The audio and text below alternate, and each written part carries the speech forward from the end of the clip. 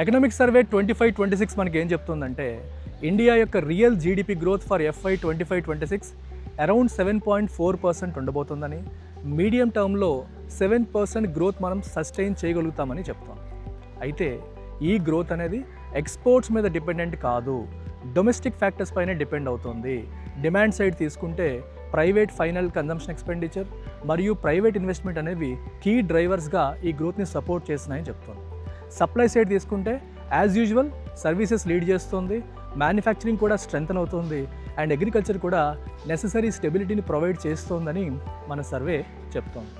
Macro economic indicators తీసుకుంటే inflation కంట్రోల్లో ఉందని, బ్యాంక్స్ యొక్క బ్యాలెన్స్ షీట్స్ క్లీన్ అయ్యాయని, అంటే నాన్ పర్ఫార్మింగ్ అసెట్స్ కొంచెం తగ్గుతున్నాయని, అలాగే ఫారిన్ ఎక్స్చేంజ్ రిజర్వ్స్ కూడా కంఫర్టబుల్గా ఉన్నాయని కూడా ఈ సర్వే చెప్తోంది. గవర్నమెంట్ యొక్క ఫిస్కల్ డెఫిసిట్ FY 21లో 9.2% ఉంటే FY 25 రివైజ్డ్ ఎస్టిమేట్స్ ప్రకారం అది 4.8%కి తగ్గింది. అయితే మనం పెట్టుకున్న టార్గెట్ 4.4%, చాలా క్లోజ్గా వచ్చాం. FY 25-26లో రెవెన్యూ బుయాన్సీ కూడా ఎక్సలెంట్గా ఉంది. రెవెన్యూ బుయాన్సీ అంటే అర్థం ఏంటి? జీడిపి గ్రోత్కి తగ్గట్టు రెవెన్యూ పెరుగుతుందా లేదా అని చెప్పేది. జీడిపి గ్రోత్కి తగ్గట్టే రెవెన్యూ పెరుగుతూ ఉంటే రెవెన్యూ బుయాంట్గా ఉన్నట్టు. అయితే రెవెన్యూ బుయాన్సీ ఎందుకు ఎక్కువ ఉంది?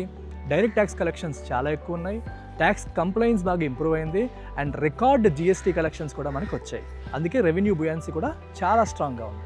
క్వాలిటీ ఆఫ్ ఎక్స్పెండిచర్ కూడా ఇంప్రూవ్ అయింది. క్యాపిటల్ ఎక్స్పెండిచర్ ప్రయారిటైజ్ చేశారు, రెవెన్యూ ఎక్స్పెండిచర్ని మోడరేట్ చేశారు.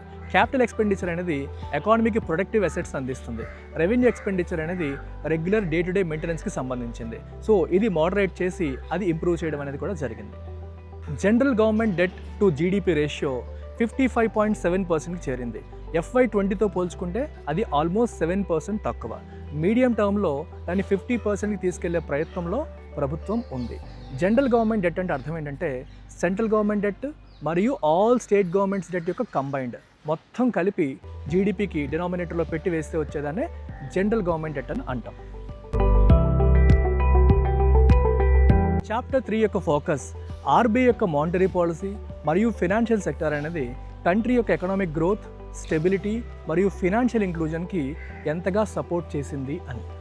RBI మానిటరీ మేనేజ్మెంట్ చూద్దాం. RBI calibrated monetary policy use చేసింది, అంటే ప్రైస్ స్టెబిలిటీని ఒకవైపు మెయింటైన్ చేస్తూనే గ్రోత్ని కూడా సపోర్ట్ చేసింది. దీంట్లో భాగంగా రెపో రేట్స్ని అడ్జస్ట్ చేయడం జరిగింది. ఓపెన్ మార్కెట్ ఆపరేషన్స్ అంటే RBI బహిరంగ మార్కెట్లో గవర్నమెంట్ సెక్యూరిటీస్ని కొనడం మరియు అమ్మడం లాంటి యాక్టివిటీస్, CRRని క్యాష్ రిజర్వ్ రేషియోని అడ్జస్ట్ చేయడం ద్వారా సిస్టంలో ఎనఫ్ మనీ సప్లై ఉండేలాగా చూసుకుంది, గ్రోత్కి అవసరమైన డ్రైవర్స్ని కాపాడింది.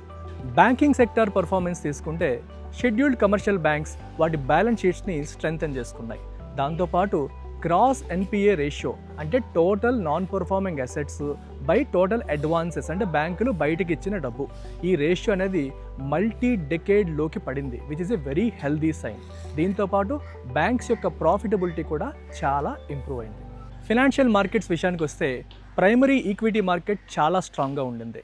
హౌస్ హోల్డ్ ఫినాన్షియల్ సేవింగ్స్ కూడా ట్రెడిషనల్ బ్యాంక్ డిపాజిట్స్ నుంచి మ్యూచువల్ ఫండ్స్ మరియు ఈక్విటీ మార్కెట్ వైపు మూవ్ అవడం కూడా మనం చూసాం. ఫినాన్షియల్ ఇంక్లూజన్ విషయానికి వస్తే డిజిటల్ పబ్లిక్ ఇన్ఫ్రాస్ట్రక్చర్ ఎక్స్పాండ్ అవ్వడం, అంటే UPI లాంటి సర్వీసెస్ ఎక్స్పాండ్ అవ్వడము, మరియు fintech lending financial technology companies నుంచి వస్తున్న లెండింగ్ ప్రోగ్రామ్స్, అలాగే మైక్రో క్రెడిట్ యాక్సెస్ పెరగడం వల్ల ఫినాన్షియల్ ఇంక్లూజన్ అనేది ఇంకా డీపర్ అయింది. అంటే ఇంకా ఎక్కువ మందికి మారుమూల ప్రాంతాల్లో ఉన్న వాళ్ళకి కూడా ఫినాన్షియల్ సర్వీసెస్ అనేవి అందుబాటులోకి వస్తున్నాయి.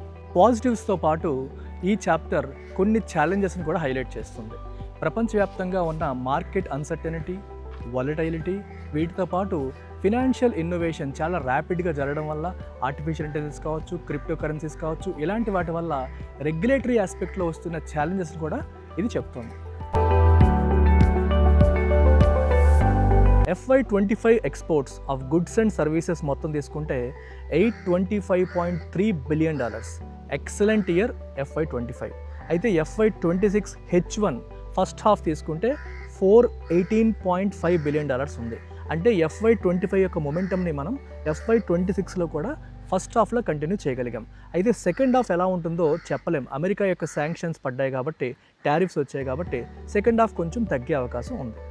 ఎక్స్పోర్ట్స్ అనగానే మనకి సర్వీసెస్ గుర్తొస్తాయి, కాకపోతే హై అండ్ మ్యానుఫ్యాక్చరింగ్ యొక్క ఎక్స్పోర్ట్ పర్ఫార్మెన్స్ కూడా ఇంప్రూవ్ అవుతుంది. ఎలక్ట్రానిక్స్ కానీ, ఫార్మాస్యూటికల్స్ కానీ, ఎలక్ట్రికల్ మిషనరీ యొక్క ఎక్స్పోర్ట్స్ కూడా పెరుగుతున్నాయి. ట్రేడ్ బ్యాలెన్స్ అండ్ కరెంట్ అకౌంట్లో తీసుకుంటే యాజ్ యూజువల్ మనకి మర్చెండైజ్లో ట్రేడ్ డెఫిసిట్ ఉంది. అంటే మన ఎక్స్పోర్ట్స్ కన్నా ఇంపోర్ట్స్ ఎక్కువ ఉన్నాయి, ఎందుకంటే మనం ఎక్కువగా కమోడిటీస్ ఎస్పెషల్లీ ఆయిల్, గోల్డ్ ఇవన్నీ ఇంపోర్ట్ చేసుకుంటాం కాబట్టి. అయితే ఇది చాలా వరకు మన సర్వీసెస్ ఎక్స్పోర్ట్స్ వల్ల, ఇన్వర్డ్ రెమిటెన్సెస్ వల్ల ఆఫ్సెట్ అవుతుంది.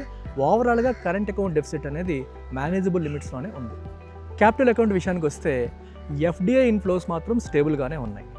FPI foreign portfolio investment inflows మాత్రం వాలటైల్గా ఉన్నాయి, ఎందుకంటే ప్రపంచవ్యాప్తంగా ఇంట్రెస్ట్ రేట్స్ అనేవి చేంజ్ అవుతున్నాయి, మార్కెట్ అన్సర్టనిటీ ఉంది కాబట్టి ఫారిన్ పోర్ట్ఫోలియో ఇన్వెస్ట్మెంట్ మాత్రం కొంచెం వాలటైల్గా ఉంది.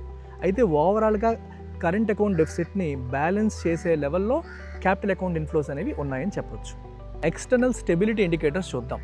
ఫారిన్ ఎక్స్చేంజ్ రిజర్వ్స్ $620+ బిలియన్ ఉన్నాయి. ఇవి 10 to 11 months ఆఫ్ ఇంపోర్ట్స్ని సపోర్ట్ చేస్తాయి. అంటే మన ఇంపోర్ట్ కవర్ 10 to 11 months అని అర్థం. ఎక్స్టర్నల్ డెట్ అనేది 18 to 19% ఆఫ్ జీడిపి ఉంది. షార్ట్ టర్మ్ డెట్ అనేది వితిన్ లిమిట్స్లోనే ఉంది, కంగారు పడాల్సిన అవసరం లేదు. సివై అంటే క్యాలెండర్ ఇయర్ 2025 అంటే జనవరి నుంచి డిసెంబర్ పీరియడ్లో గ్లోబల్ హెడ్లైన్ ఇన్ఫ్లేషన్ 4.2% ఉంది. ఎమర్జింగ్ మార్కెట్స్లో 5.3%, అలాగే అడ్వాన్స్డ్ ఎకానమీస్లో 2 to 3% ఉంది. ఇండియాలో ఇదే పీరియడ్లో 2.8% ఇన్ఫ్లేషన్ అనేది ఉంది. డొమెస్టిక్ ఇన్ఫ్లేషన్ ట్రాజెక్టరీ తీసుకుంటే FY23లో 6.7% ఉంటే FY25-26 అంటే ఏప్రిల్ నుంచి డిసెంబర్ పీరియడ్లో అరౌండ్ 1.7% ఉంది. సో ఇన్ఫ్లేషన్ తగ్గుతూ వచ్చింది అండ్ బాటమ్ అవుట్ అయింది. కోర్ ఇన్ఫ్లేషన్ తీసుకుంటే అంటే హెడ్లైన్ ఇన్ఫ్లేషన్లో ఫుడ్, ఫ్యూయల్ తీసేసి మిగిలిన వాటిని చూస్తే అది డిసెంబర్ 2025లో 4.62% ఉంది. అంటే హెడ్లైన్తో పోలిస్తే కొంచెం ఎక్కువ ఉంది, అయినప్పటికీ మేనేజబుల్ లిమిట్స్లోనే ఉంది. ఇన్ఫ్లేషన్ పాలసీ అవుట్లుక్ తీసుకుంటే ఆర్బీఐ గడిచిన కొన్ని నెలలుగా వడ్డీ రేట్లను తగ్గిస్తూ వస్తుంది, ఎందుకంటే ఎకానమీని సపోర్ట్ చేయడం కోసం. అయినప్పటికీ కూడా ఇన్ఫ్లేషన్ కంట్రోల్లోనే ఉంది. గ్లోబల్ అన్సర్టనిటీ ఉన్నప్పటికీ, మెటల్ ప్రైసెస్లో హ్యూజ్ వాలటైలిటీ ఉన్నప్పటికీ కూడా ఆర్బీఐ యొక్క టాలరెన్స్ బ్యాండ్ అయిన 2 to 6% మధ్య ఇన్ఫ్లేషన్ ఉండబోతోందని చెప్పి ఎకనామిక్ సర్వే చెప్తోంది.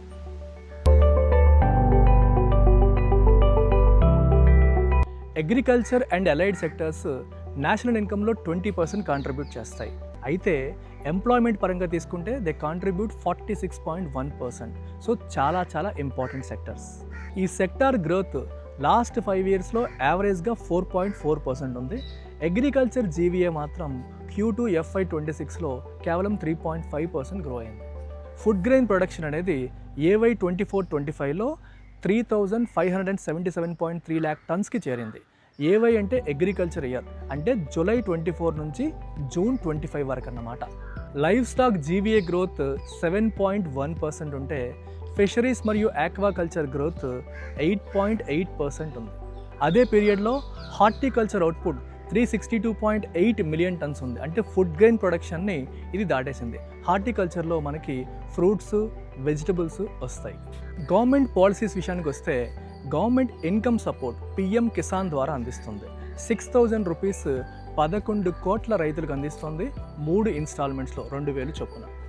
ఇరిగేషన్ విషయానికి వస్తే ప్రధానమంత్రి కృషి సించాయి యోజన ద్వారా per drop more crop approach తీసుకొచ్చి మైక్రో ఇరిగేషన్ ఇంప్రూవ్ చేస్తూ వాటర్ యూజ్ ఎఫిషియన్సీని కూడా ఇంప్రూవ్ చేస్తుంది. రాష్ట్రీయ కృషి వికాస్ యోజన ద్వారా క్రాప్ డైవర్సిఫికేషన్ని ఎంకరేజ్ చేస్తుంది. సిరియల్స్ నుంచి హై వాల్యూ క్రాప్స్ అయిన హార్టికల్చర్, ఫ్రూట్స్, వెజిటబుల్స్ వైపు మూవ్ అయ్యేలాగా గవర్నమెంట్ దీన్ని సపోర్ట్ చేస్తుంది.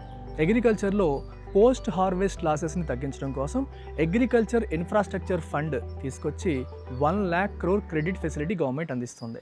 దీని ద్వారా cold storages, warehouses, sorting and grading and processing యూనిట్స్ని బిల్డ్ చేసేలాగా ఎంకరేజ్ చేస్తుంది. క్రెడిట్ సపోర్ట్ విషయానికి వస్తే కిసాన్ క్రెడిట్ కార్డ్ యొక్క సర్వీసెస్ డైరీ, ఫిషరీస్, యానిమల్ హస్బెండరీకి కూడా ఎక్స్పాండ్ చేయడం అనేది జరిగింది. సో లో కాస్ట్లో ఇన్స్టిట్యూషనల్ క్రెడిట్ వచ్చేలాగా రైతులకి ఇది ఎంతో ఉపయోగపడుతుంది. రిస్క్ మేనేజ్మెంట్ పాయింట్ ఆఫ్ వ్యూలో తీసుకుంటే ప్రధానమంత్రి ఫసల్ బీమా యోజన ఉంది. దీని ద్వారా డ్రాట్ కానీ, ఫ్లడ్స్ కానీ, క్లైమేట్ షాక్స్ వల్ల పంట ఏమైనా నష్టపోతే దానికి ప్రాపర్ ఇన్సూరెన్స్ గవర్నమెంట్ ద్వారా వస్తుంది. మార్కెట్ రిఫార్మ్స్ పాయింట్ ఆఫ్ వ్యూలో తీసుకుంటే వీ హ్యావ్ ఈనామ్, ఈ నేషనల్ అగ్రికల్చర్ మార్కెట్. ఇది దేశంలో ఉన్న మండీస్ అన్నిటినీ కూడా ఆన్లైన్లో కనెక్ట్ చేస్తుంది. మిడిల్ మ్యాన్ యొక్క ఎక్స్‌ప్లాయిటేషన్ లేకుండా రైతులు ఎక్కడైనా సరే, ఎవరికైనా సరే అమ్మే అవకాశాన్ని ఈ నామ్ కల్పిస్తోంది.